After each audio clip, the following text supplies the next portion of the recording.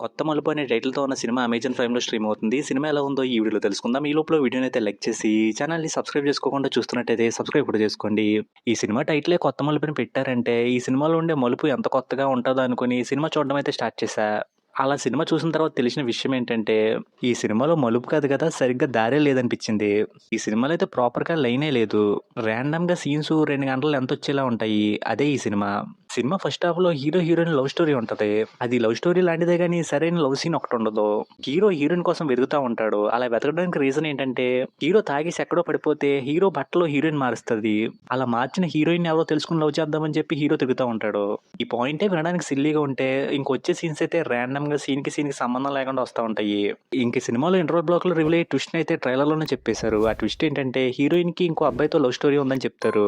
అలా హీరోకి తెలిసినప్పుడు హీరో వెంటనే ఎళ్లి హీరోయిన్‌ని అడిగితే హీరోయిన్ లేదని చెప్పేస్తే సినిమా అక్కడే అయిపోద్ది. కానీ ఈ విషయాన్ని హీరో క్లైమాక్స్‌లో అడుగుతాడు. అప్పటి వరకు కూడా సినిమాలో ర్యాండమ్‌గా ఏవో సీన్స్ వస్తా ఉంటాయి. ఒక్క సీన్ కూడా సినిమాని ముందుకు తీసుకెళ్ళేలా అయితే అస్సలు ఉండదు. ఇంక సినిమాలో 30 ఇయర్స్ పృథ్వీ గారి సీన్‌లు, రఘుబాబు గారి సీన్స్ అయితే ఎందుకున్నాయి అనే విషయం కూడా అర్థం కాదు.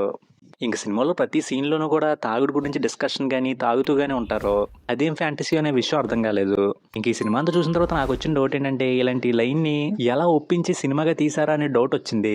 ఇంక సినిమాలో కనిపించిన యాక్టర్స్ అందరి పెర్ఫార్మెన్స్ కూడా వాళ్ళు చేసుకుంటూ వెళ్లారనిపించింది కానీ ఎవరిది కూడా బాగా అయితే అనిపించలేదు. ఇంక సినిమాలో వచ్చే సాంగ్స్, బ్యాక్‌గ్రౌండ్ స్కోర్ కూడా అంతంత మాత్రంగానే అనిపించినియి. ఫైనల్‌గా ఈ సినిమాలో అయితే ప్రాపర్‌గా ఒక లైన్ లేకుండా 2 గంటల వరకు సీన్స్ అయితే ఉంటాయి. అందుకే ఈ సినిమా అయితే నాకు అస్సలు బాగా అనిపించలేదు. పొరపాటున కూడా ఎవరికైనా నచ్చుద్ది అని కూడా నేను అనుకోవట్లేదు.